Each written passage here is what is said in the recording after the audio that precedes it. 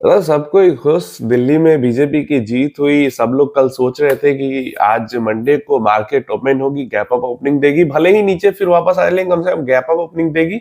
Market का sentiment थोड़ी time के लिए तो अच्छा होगा, लेकिन फिर एंट्री होती है ट्रम्प साहब की। कहते हैं अभी हम जिंदा है, अभी हम मार्केट को कैसे सेंटीमेंट सुधरने देंगे। सुबह सुबह जब मैं उठ के न्यूज देख रहा हूं तो मुझे पढ़ने को मिल रहा है कि ट्रम्प साहब ने ऐलान कर दिया है कि हम तो 25% का टैरिफ लगाएंगे और स्टील एंड एल्युमिनियम पे लगाएंगे और यूनिवर्सल टैरिफ होगा। ये यूएस के अंदर स्टील एल्युमिनियम जहां से भी आएगा 25% टैरिफ उस पर लगेगा। अब भाई ट्रम्प साहब ने कहा है तो मार्केट तो इस पे रिएक्ट करेगा और फटाफट ढहने लगा स्टॉक मार्केट। हमारा इंडियन स्टॉक मार्केट सबसे ज्यादा गिरा, मतलब बेचा तो हर जगह जा रहा है लेकिन सबसे ज्यादा मेटल सेक्टर गिरा हुआ है। 3% से ज्यादा गिरा हुआ है जब मैं ये वीडियो रिकॉर्ड कर रहा था। एंड हेल्थ केयर सेक्टर भी काफी गिरा हुआ है, मीडिया भी काफी गिरा हुआ है। सब जगह सेलिंग हो रही है। सेलर्स को तो मौका चाहिए, बियर को तो मौका चाहिए ग्रिप अपना टाइट करने के लिए, और वो मौका बार बार ट्रम्प साहब दे रहे हैं।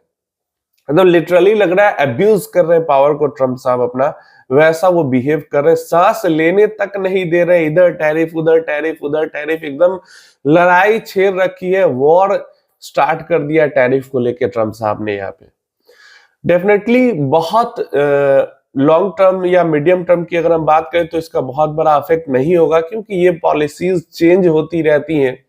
लेकिन मार्केट का सेंटिमेंट जरूर खराब कर देती है ये पॉलिसीज, और फिर मार्केट का सेंटिमेंट खराब होने के बाद उसको ठीक होने में टाइम लग जाता है। कितनी भी इंडियन मार्केट के लिए गुड न्यूज आ रही है, लेकिन एक भी गुड न्यूज का अफेक्ट मार्केट पे नहीं हो रहा है। एकदम शॉर्ट टर्म का भी अफेक्ट नहीं आ रहा है ड्यू टू यूएस एडमिनिस्ट्रेशन। उसके कारण इंडियन मार्केट भी सही से नहीं चल पा रहा है, और अपना तो इकोनॉमी थोड़ा सा स्लो डाउन में चला गया था, वो तो एक रीजन है। इस हफ्ते में जो हमारे प्राइम मिनिस्टर साहब है वो जाने भी वाले हैं यूएस, तो देखते हैं उनके यूएस जाने के बाद आगे क्या चीजें निकल के आती है। लेकिन अभी के सिनारियो में देखें तो मार्केट में भयंकर गिरावट हो रही है। निफ्टी 50 ऑलमोस्ट जब मैं वीडियो बना रहा था तो 1% टच करने वाला था। लार्ज कैप इंडेक्स इतना गिर चुका है, इतना बिकवाली हो चुकी है उसके अंदर, फिर भी सिंगल डे में 1% टच करने वाला है। तो इसको हम बड़ी गिरावट की तरह ही मानेंगे। जहां पे उम्मीद ये थी कि मार्केट ऊपर खुलेगा, मार्केट उल्टा नीचे खुला, और नीचे खुलने के बाद नीचे ही जाता रहा।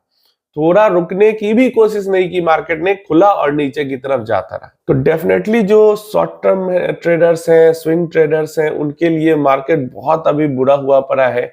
मतलब लॉन्ग टर्म वाले को तो थोड़ा अभी स्टेबल चल भी रहे हैं, गिरावट में चल भी रहे हैं। जो शॉर्ट टर्म ट्रेडर्स हैं वो तो भारी नुकसान कर रहे हैं कि किसी भी न्यूज का कुछ भी उल्टा अफेक्ट मार्केट पे यहाँ पे हो जा रहा है। एक क्वेश्चन हमसे किया गया यहाँ पे कि अभी के टाइम पे अगर हम स्मॉल कैप म्यूचुअल फंड्स में डर की बात नहीं है, मतलब गिरावट की बात नहीं है, फियर वॉलेटिलिटी से डर नहीं लगे, तो कौन से दो चार की अगर बात करते हैं तो हाई रिटर्न, हाई रिस्क हो कोई दिक्कत नहीं, लेकिन हाई रिटर्न म्यूचुअल फंड हो जाते हैं।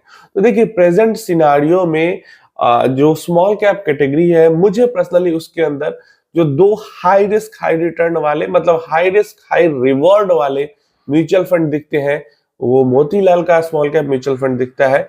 जो उनकी स्ट्रेटजी इन्वेस्टमेंट की होती है उसको देख के मैं बात कर रहा हूं, और क्वांट का स्मॉल कैप दिखता है। ये दो स्मॉल कैप फंड है जो कि high risk high reward small cap की तरफ काम करेंगे। लेकिन मैं ये भी यहाँ पे बता दूं आपको, एकदम मैं बहुत ज्यादा गारंटी एंड भरोसे के साथ बात कर रहा हूं कि 99% जो इन्वेस्टर है वो इन दो फंड्स की वॉलेटिलिटी को बर्दाश्त नहीं कर पाएंगे, और वो गलत टाइम पे एग्जिट करके अपना नुकसान कर लेंगे। सिर्फ 1% ही इन्वेस्टर हैं जो इन ऐसे फंड्स की वॉलेटिलिटी को बर्दाश्त कर सकते हैं, तो उन्हीं का अच्छा पैसा बनता है। इसलिए मैं कहूंगा कि नहीं इन्वेस्ट करना चाहिए आपको इन फंड्स के अंदर। आप नॉर्मल निपॉन, एसबीआई, एक्सिस ऐसे स्मॉल कैप फंड्स के अंदर इन्वेस्ट करो। इनके अंदर भी आपका रिटर्न अच्छा बन जाएगा कम वॉलेटिलिटी के साथ। हाई वॉलेटिलिटी हाई रिटर्न के चक्कर में आप नुकसान कर लोगे। ऐसा नहीं कह रहा कि ये फंड खराब है, क्वांट का स्मॉल कैप या मोतीलाल का स्मॉल कैप। हम एज ए इन्वेस्टर उन फंड्स की वॉलेटिलिटी को बर्दाश्त नहीं कर पाएंगे। तो इससे अच्छा है कि हम उनसे दूर रह के अपना normal Nippon, SBI, axis, Kotak ऐसे स्मॉल कैप फंड में इन्वेस्ट करें, ताकि कम से कम इन्वेस्टेड रह के कुछ पैसा तो बना लेंगे। तो ये आप चाहो तो कर सकते हो। उम्मीद है इन्फॉर्मेशन हेल्पफुल होगी। आपका कोई और क्वेश्चन वगैरह है, पोर्टफोलियो वगैरह के बारे में जानकारी चाहिए, कोई यूनिक सा क्वेश्चन है, तो वो भी नीचे कमेंट बॉक्स में पूछ लेना। किसी टॉपिक पे म्यूचुअल फंड रिलेटेड जानकारी चाहिए। अच्छा, टैक्स के बारे में मैं सोच रहा था एक डिटेल वीडियो बना दूं कि म्यूचुअल फंड पे कैसे कैसे टैक्स लगेगा। अगर उसके बारे में चाहिए जानकारी तो नीचे टैक्स TAX कमेंट करना कमेंट बॉक्स में। अगर ज्यादा कमेंट्स आएंगे तो म्यूचुअल फंड रिलेटेड टैक्स को लेकर मैं वीडियो बना दूंगा, लेकिन वो भी फिर नया जो बिल आएगा तो उसको लेकर फिर कुछ चेंजेस होगी तो अलग से वीडियो बनानी पड़े। चलो नया बिल आएगा तो उस पर फिर से बना देंगे, लेकिन अभी प्रेजेंटली क्या टैक्स, कैसे टैक्स लगेगा, ये फाइनेंशियल ईयर खत्म होने के बाद नेक्स्ट फाइनेंशियल ईयर से अगर आपको चाहिए तो कमेंट बॉक्स में बताना, मैं वीडियो बना देता हूँ।